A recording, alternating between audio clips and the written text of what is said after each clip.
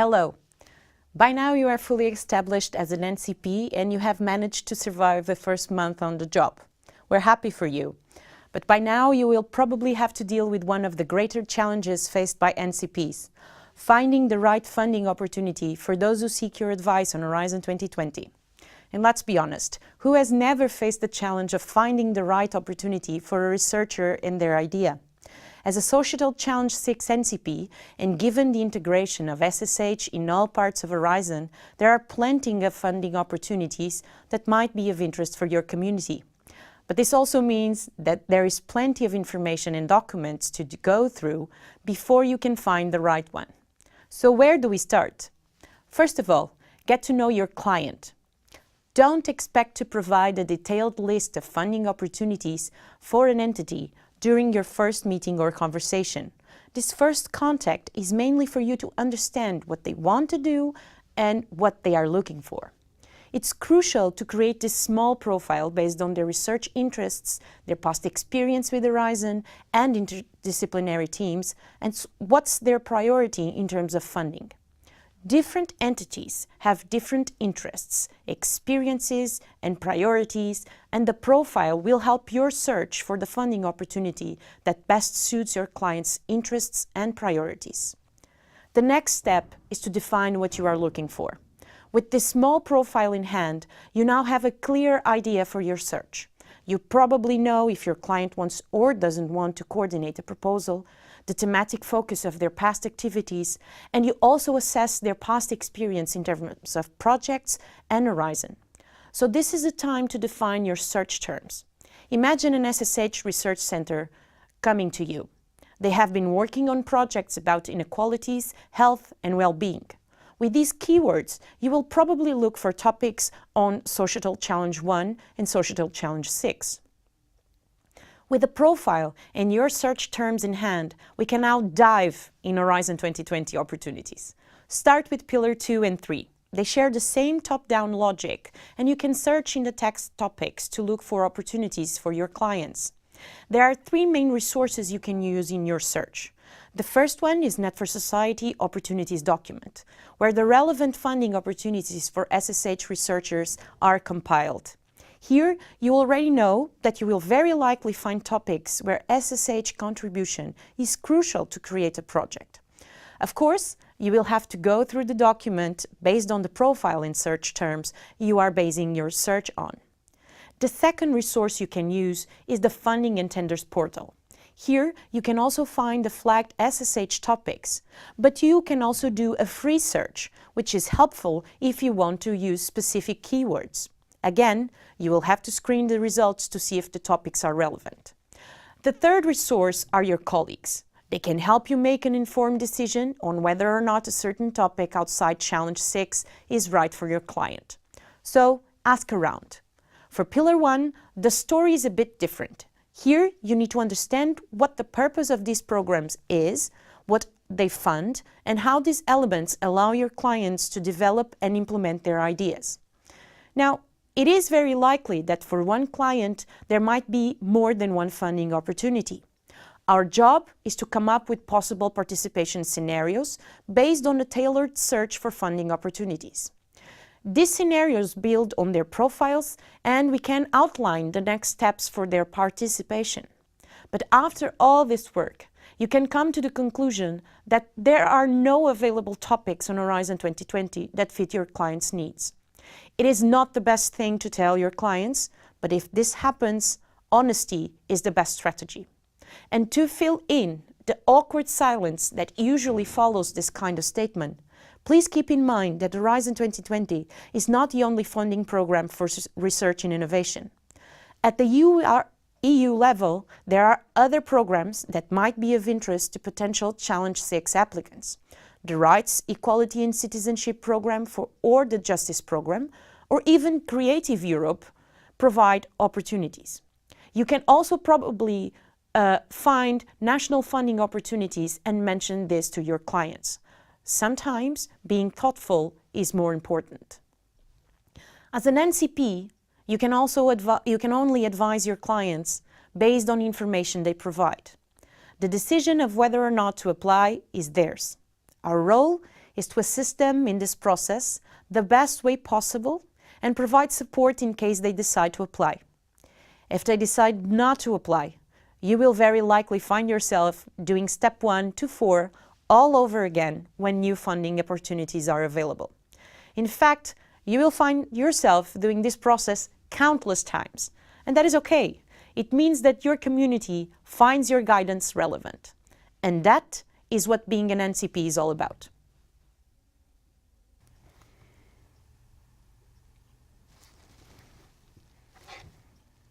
Hi everyone, welcome to the second webinar of Net for Society MOOC training series for Challenge 6 NCPs. As you remember, these webinars are meant to help you in your daily work, and after covering what we have called the fundamentals of the job in our first webinar, we are now moving on into more focused sessions. And we are starting with a task which can be very challenging in our work: finding the right funding opportunity when someone asks you for guidance on Horizon 2020. As we saw, we prepared a short video which covers what we understand as the 5 fundamental steps in this process. In this webinar, we will look into more detail at each one of these steps, and afterwards we will have time for some questions and sharing some experience. Now, as we mentioned in the initial video, all of us already dealt with this challenge.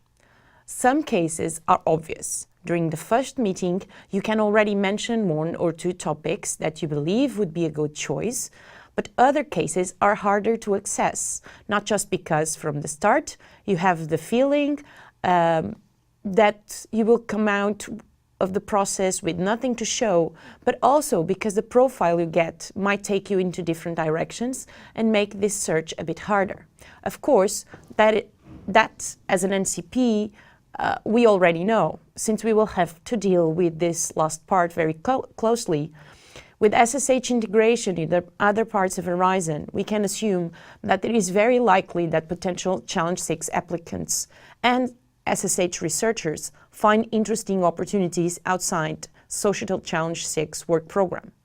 The search for funding opportunities must place your client, a potential applicant, at the center of the process. And for you to be able to do it, you will have to know them. As we mentioned, the first contacts are fundamental in this process. You will have the opportunity to introduce yourself to community members, but this first contact will allow you to ask questions and gather information about your clients. You can also prepare the meeting in advance, confirming if the entity has a PIC number, or going through a core database to see if they have applications and how well succeeded they were. Be sure you ask questions that help you build the profile. Now, you don't have to know all the center's PI's profile, and by PIs I mean principal investigators. But it's crucial to identify the main areas, fields where the institution can be competitive. We are more used to work with research institutions, but keep in mind that Horizon 2020 is open to different entities. So you might end up in a meeting with a civil society organization, a small company in the digital market, or even municipalities. Their context and motivation to take part in Horizon are likely very different from those whose main activities focus on research. And it is crucial that you map and understand this so that you can recognize their priorities and look for opportunities that suit their needs. So the profile is also a step in between your client's wish list and what you will look for. Clients will very likely come to you with their initial idea, and they are looking for funding to implement it. Now, in mostly top-down research and innovation in innovation programs such as the Horizon 2020, projects are collaborative, and it is very unlikely that that applicants are able to move forward with the initial idea left unchanged. So this profile helps you go past that moment, that initial idea, and focus on their competence and priorities. And this will allow you to do a more realistic search in Horizon 2020. So building the profile will naturally take you to step 2, where you assess the information gathered and you established keywords to guide your search. Imagine we are talking of an SSH research center, and one of their teams have developed projects along the lines of inclusion, inequalities, access to healthcare, and well-being. You know they have past experience with interdisciplinary teams, and they told you they have created a kind of observatory for inequalities on the national level. Basing your search on inclusion in healthcare, for instance, could take you to Social Challenge 1 and Social Challenge 6. But maybe they could replicate their approach of this observatory on equalities on something more specific or something else. So this specific experience, methodology, task could also be used as reference for you when looking for topics. If, instead of a research center, we are talking of a civil society organization also working on inclusion, well-being, and health, this would add a different layer to your search. The context of a research institution and the CXO is very different, not only concerning their purpose, but also in what they can do and what they expect to take home from a Horizon project. Now, in this case, you would probably have to look for topics where the connection to civil society or local stakeholders is required, both in health and inclusion. It is also very likely that you will have a meeting with an individual researcher. So their focus is not on the institution needs or profile or experience, but on their own research priorities. In this case, and depending on these priorities, you can find yourself explaining what collaborative research on Horizon is, or assessing how their initial ideas could fit the bottom-up opportunities in Pillar 1. With a profile and your search terms defined, we are now prepared to look for opportunities in Horizon 2020. Naturally, you will start your question with Challenge 6 Work Program, which is the program you are most familiar with. But you should not stop there. Again, SSH integration offers opportunities beyond your program, and we must seize them. We would advise you to start with Pillar 2 and 3, since you are already familiar with their top-down approach and how you will find it easy to navigate around topics. So let us explore into more detail the resources you can use in this task. As we mentioned, Net for Society Opportunities document is a good and helpful point, since the relevant funding opportunities for SSH researchers are there under a nice package. And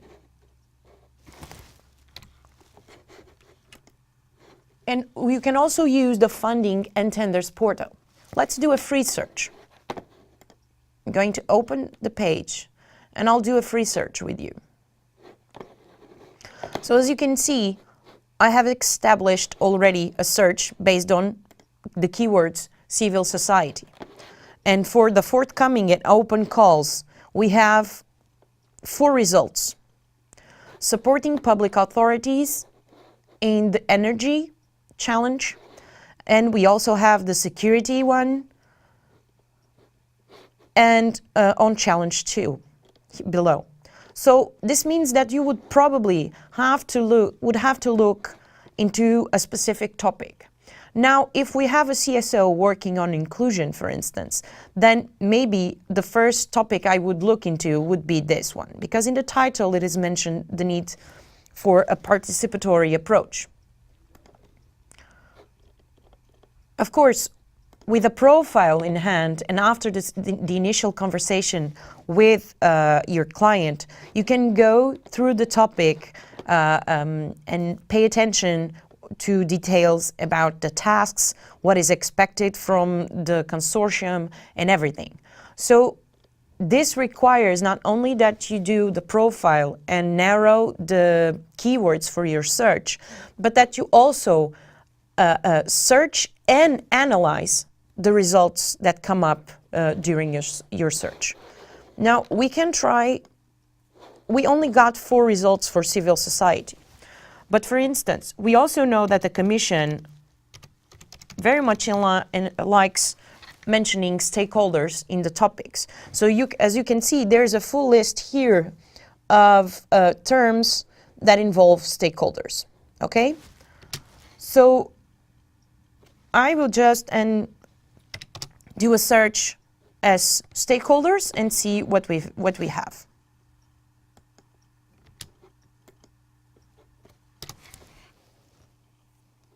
Sorry.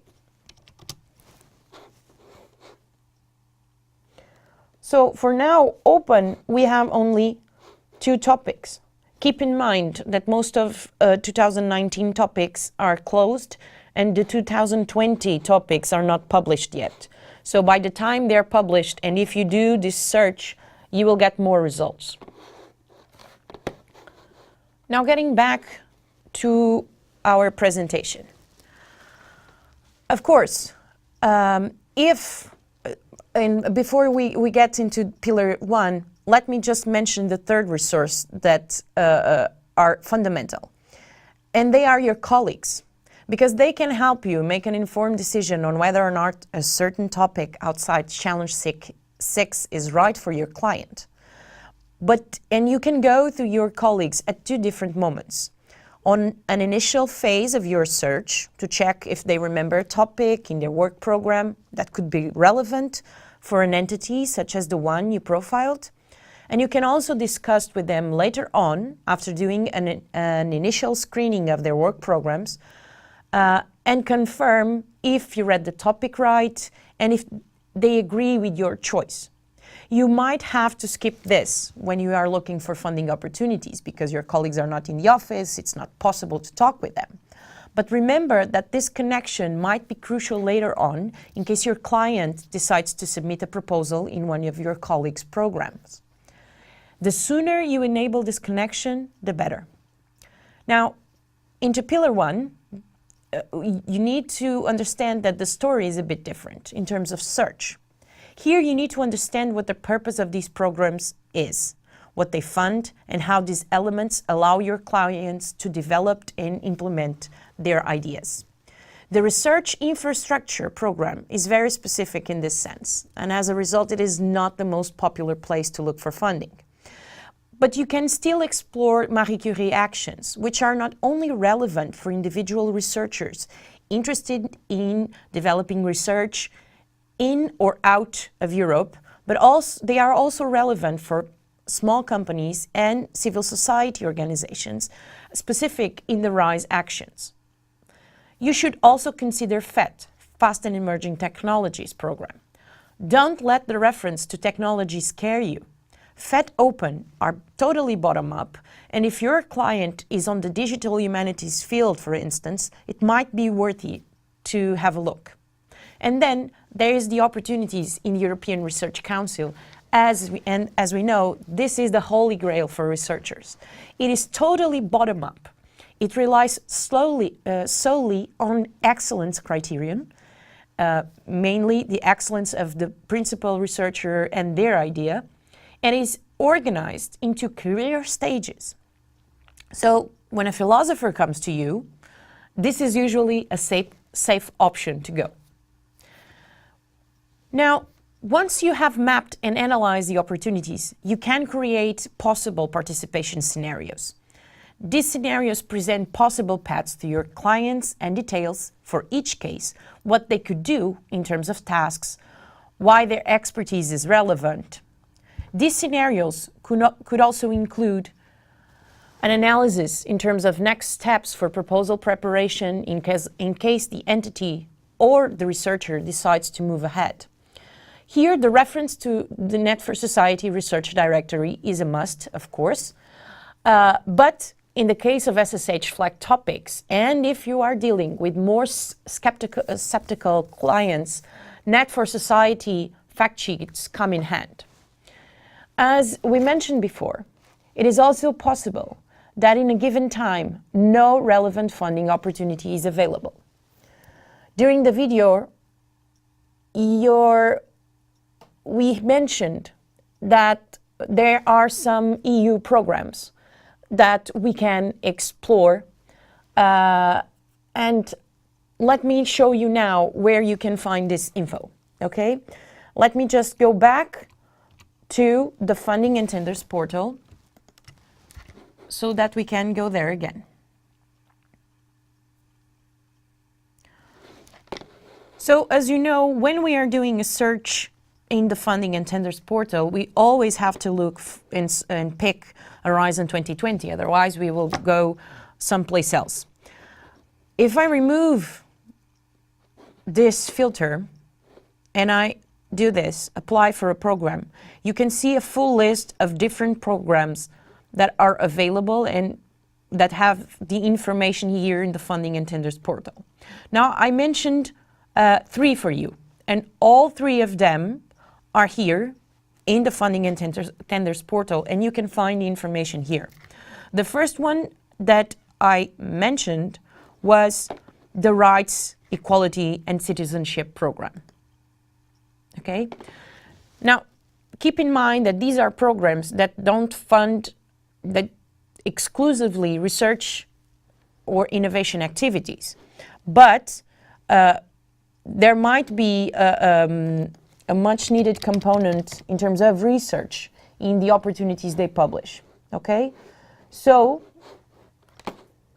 as you can see, right now, apparently there are no opportunities available, but if you want to check them out later on, it's here. You can find it here too. The other one that I mentioned is the Justice Program. Let me just clear the search again. And here you can see there are calls open.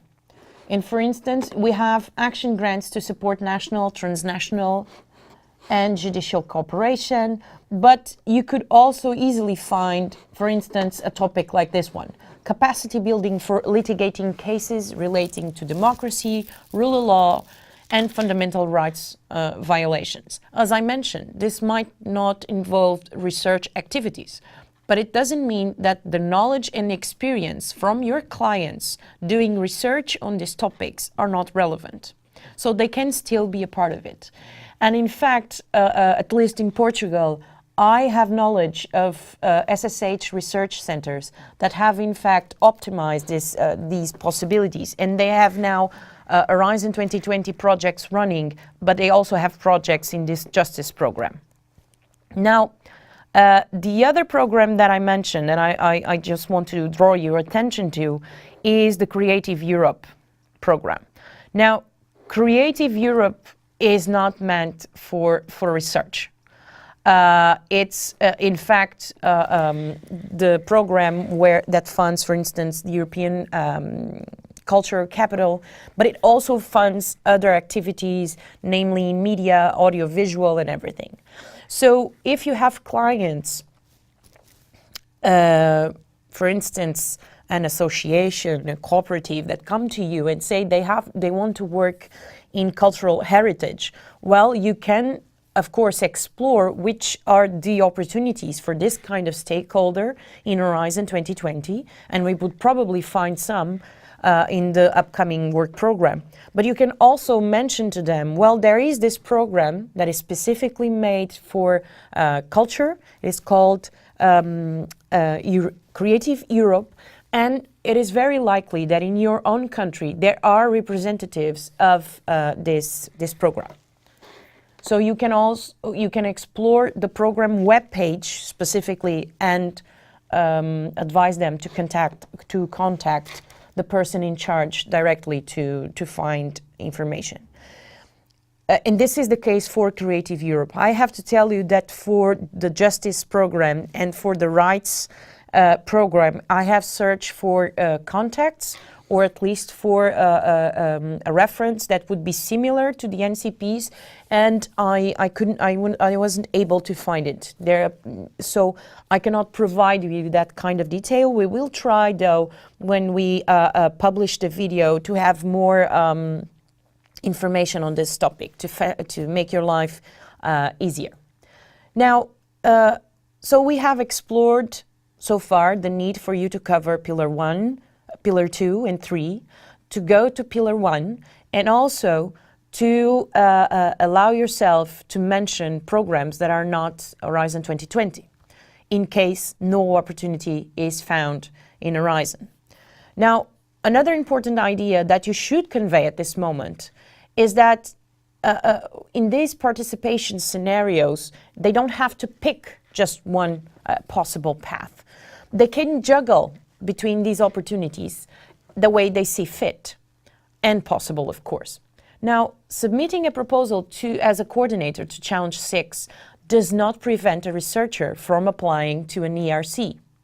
And in the same logic, submitting a proposal to Horizon 2020 does not prevent an application to other EU or national programs. So, finally, and after all the work you have done, and even though you might have a strong opinion based on your thorough analysis, keep in mind that the decision to apply or not, or to which opportunity to apply, is up to them. If you followed the steps above, you have conducted a detailed and tailored search, and you have presented different paths with possibilities, advantages, and disadvantages. And your client might choose one now. But after this, it's up to them. Now, depending on their decision, you can either explore the next steps in proposal preparation and how you can support them in the process, either by revising the proposal or involving one of your colleagues in this. And if they decide not to apply, you will probably repeat part of step 1 to 4 once new funding opportunities are available. Remember, research interests and institutions' priorities change, and therefore, so does your initial profile. To finalize, we would like to stress the idea that you will get to repeat this process a lot. It is central to our work.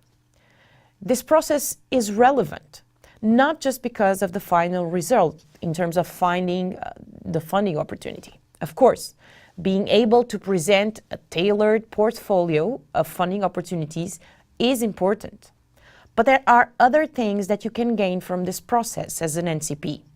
First, it allows you to know your community, which might be helpful in the future if a partner search comes along or if you need to consult them for some specific reason. Second, it allows the community to get to know you, which is a crucial first step to gain their confidence.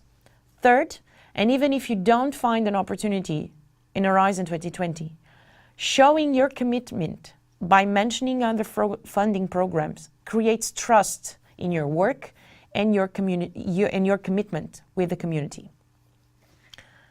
Now, I would like to thank you a lot for being on that side.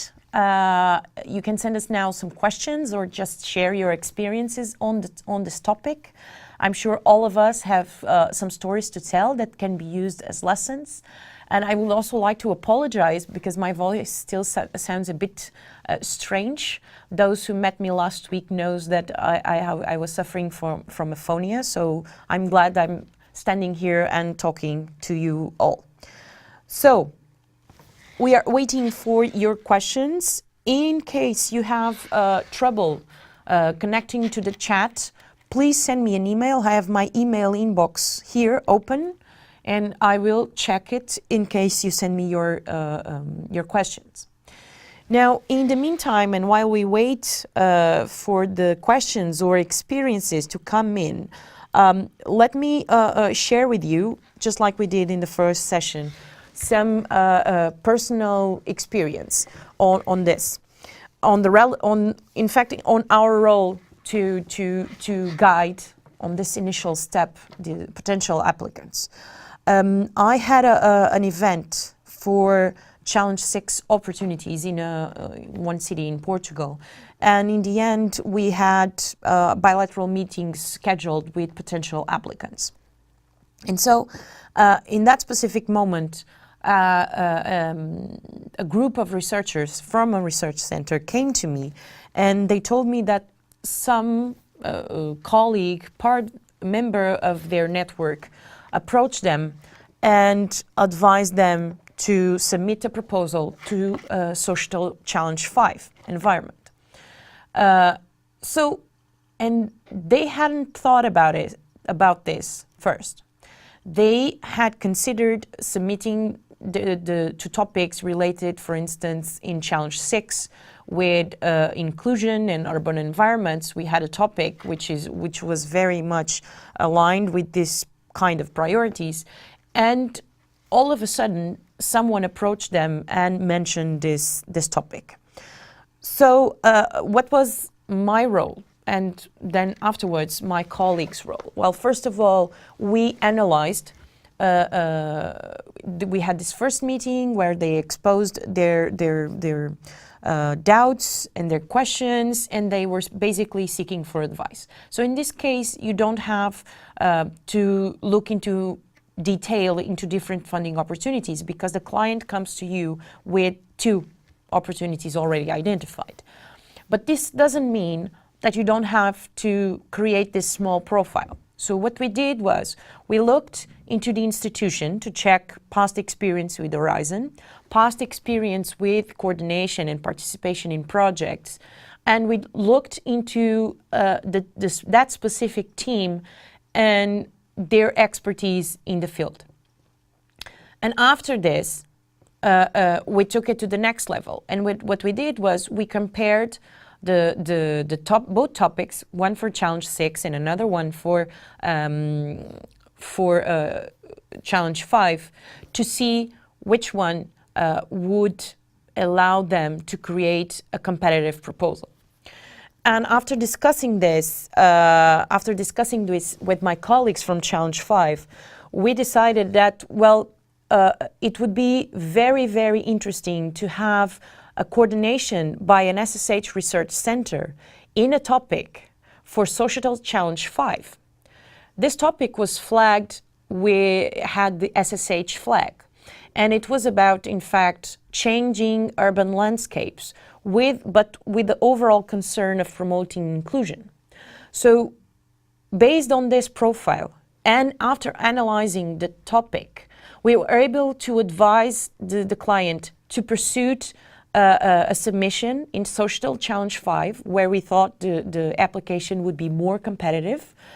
And afterwards, of course, I left the scene because my colleagues from Societal Challenge 5 took over, and they were able to support them throughout the process of submission.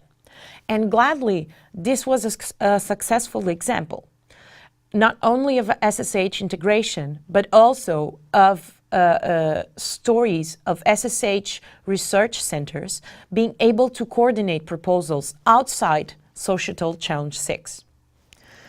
So I see that Rocio has a question for us. Rocio is our Spanish colleague.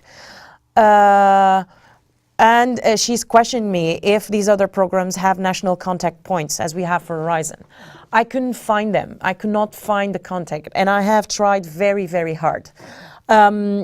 Other than Creative Europe, that at least for Portugal, I know they have an office, and I usually meet this person when we do presentations for cultural heritage. So my assumption is that at least for Creative Europe, there is some person identified in your country that can inform stakeholders about this. For the other programs, the most I could get was a general email inbox directly to the Commission, where you can submit your queries and doubts and everything. But my suggestion would be, I mean, for instance, we don't have access in terms of database to the funded projects in these kind of programs. But this information would be very, very relevant for us, because it would allow us to pinpoint some stakeholders and gather some lessons in terms of how these programs work, what are their specific rules, are they different from Horizon 2020? So it's very tricky to look for this information in terms of database, because we don't have access to it as we do for Horizon. So either we go through, knocking door to door, or we do in the page for the specific program a search for funded projects. We can provide you later on a bit more detailed information. I asked around, I sent some emails, and we are still hoping for some answers. And in case we get more information about these other programs, we will forward them to you, to the plenary of Societal Challenge 6, and also to the colleagues who are not from Societal Challenge 6, but who have joined us. At least they have registered. So we would also follow this. I don't know if you have more questions or experiences to share. Have you ever dealt with a situation where you couldn't find a funding opportunity that suited your client's interests? How did you deal with that? It is also very challenging, this kind of situation, because it is not just frustrating for us. It is especially frustrating for researchers. So honesty is my advice, but proceed with caution also, because it is a tricky business, and the fact that there are no funding opportunities for 2019, for instance, it doesn't mean that you will not have opportunities in 2020. So you don't want to pass this information in a way that the person never comes back to Horizon. That's not the point. So you need to present it in a way that allow you to come back and send an email 1 year later and telling, look, if you're still interested, now I have opportunities for you. And of course, if you really, really want to avoid telling a researcher or an institution that you do not have an opportunity for them, keep a list not only of these EU-funded programs, but also on national initiatives. Sometimes I've already had meetings with civil society organizations, and they come to me because they desperately need funding for very small specific tasks. Of course, I have to explain them that that's not the purpose of Horizon 2020. So from the start, it's very hard to understand how they're going to be able to take something from Horizon that allowed them to implement what they want. But the fact is, there is national funding available for civil society organizations, either from national programs for civil society, or even for foundations or specific institutions that have dedicated funding for these kind of activities.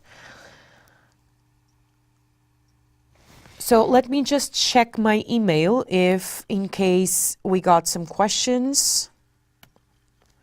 No? So either the message was very clear, or we are all struggling with feeling hungry and desperate for lunch. So let me share you, to fill in this awkward silence before someone else comes through with a question or experience. Let me also detail to you a bit more how the interaction, the challenges in terms of interaction with your colleagues on this. Now, for Portugal, I think we have our lives made a bit easier because we are, all NCPs are in the same institution, we work at the same place. So it's very easy for me to stand up and walk to my colleagues' office and discuss this with them. If they think that I'm analyzing their topic in the correct way, if there are other details to the topic that I'm not aware of, but they know, and this adds information. So for us, it's very easy. But I imagine that in other countries where NCPs are not in the same office and they are not in the same building, this kind of interaction is a bit challenging because it is not easy. You will probably add one email to the list of your colleagues' inbox, which is not always appreciated. And it is tricky to manage this. My advice to you is not to give up. Especially because we are in charge, in fact, of pushing SSH integration.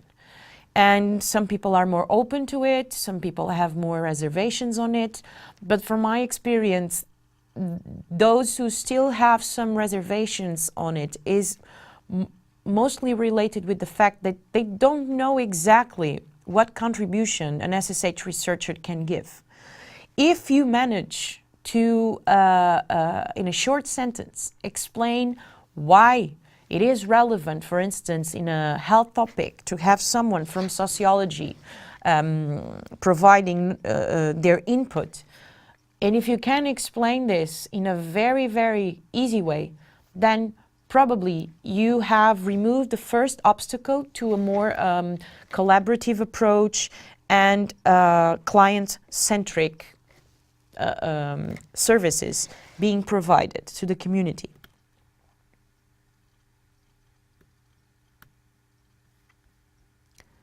Okay, so I can't see any more questions. We still have 15 minutes, but I propose the following. Since I'm not sure, I haven't received any emails, so I hope this is not a problem with my email. And we don't have any additional questions in the chat room. So,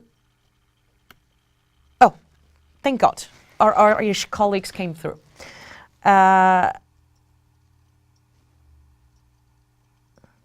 Okay, so strategies to overcome the dispersion of NCPs. Well, it's our colleague. Let me try to tell her name correctly. Deirdre, thumbs up if I managed to. If not, I'm sorry. Deirdre is a newcomer, and we met in Cyprus. And as she mentioned, in fact, there are countries where NCPs are dispersed. So, I mean, the Portuguese way to manage this would be have a beer in the end of the afternoon, or go out and have dinner. And you might tell me, well, but then you don't work. Exactly.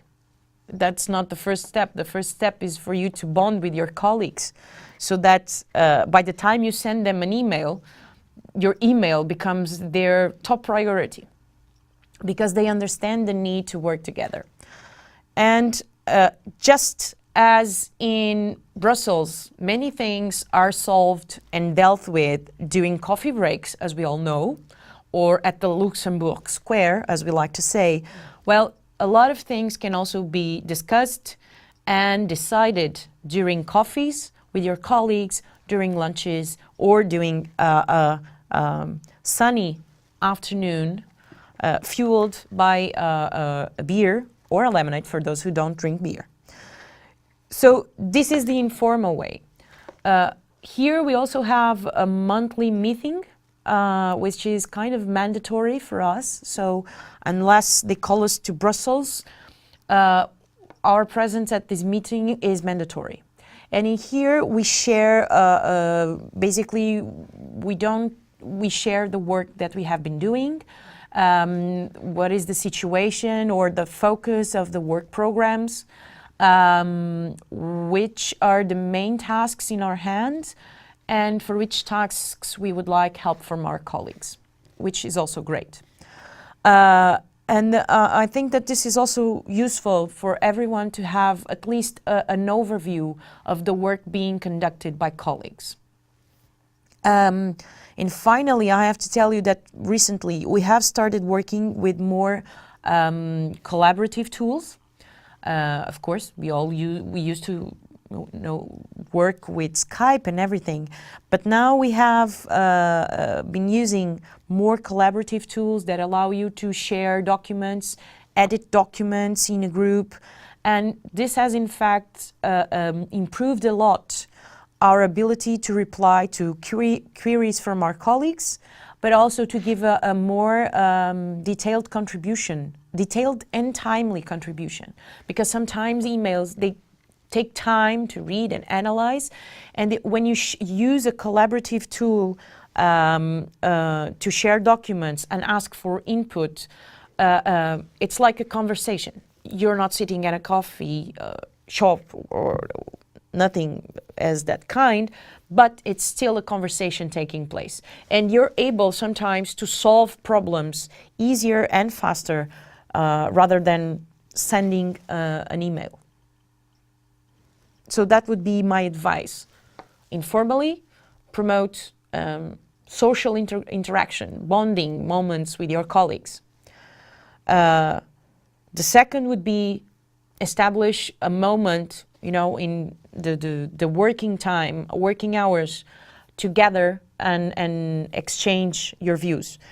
This might mean that some of you have to go from one building to another. It happens. But if you have this practice, I think it's relevant. And finally, is also to adopt and to ask for your bosses for more collaborative tools. I think they are very handy and they make our lives very, very easier. So, we still have 10 minutes. Deirdre, I'm not sure if I replied to your question or not.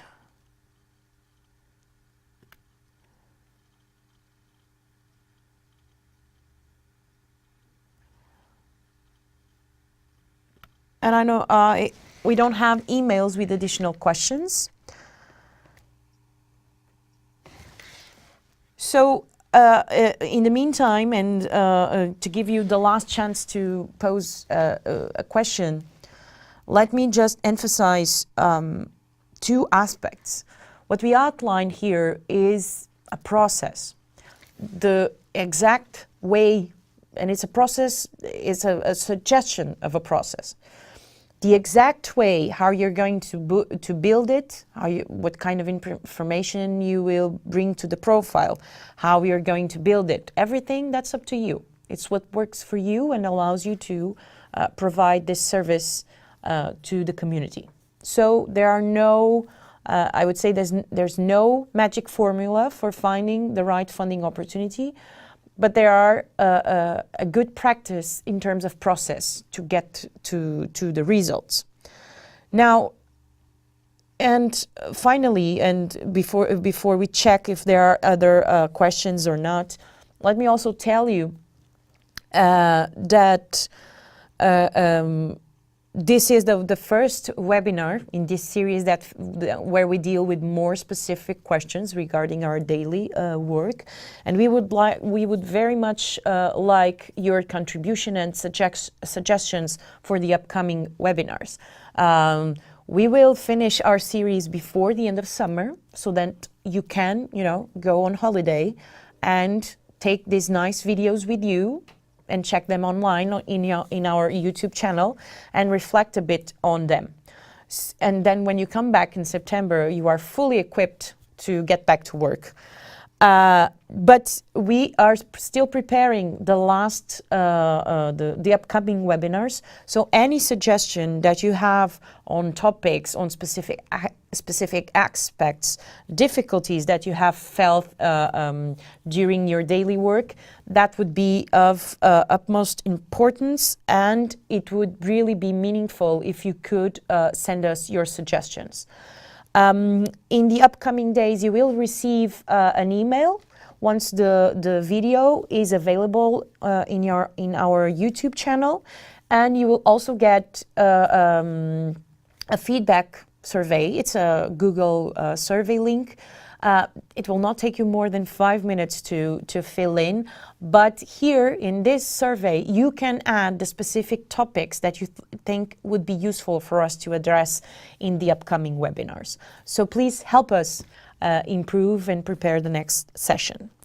So I see there are no more questions coming in the chat room or in my email. If you didn't manage to log in the chat room, or by any reason your email did not reach my inbox please feel free to send your questions later on, and we will try to reply to you as fast as we can and as good as we can. So thank you all for joining us, and we will see you very soon with the next webinar.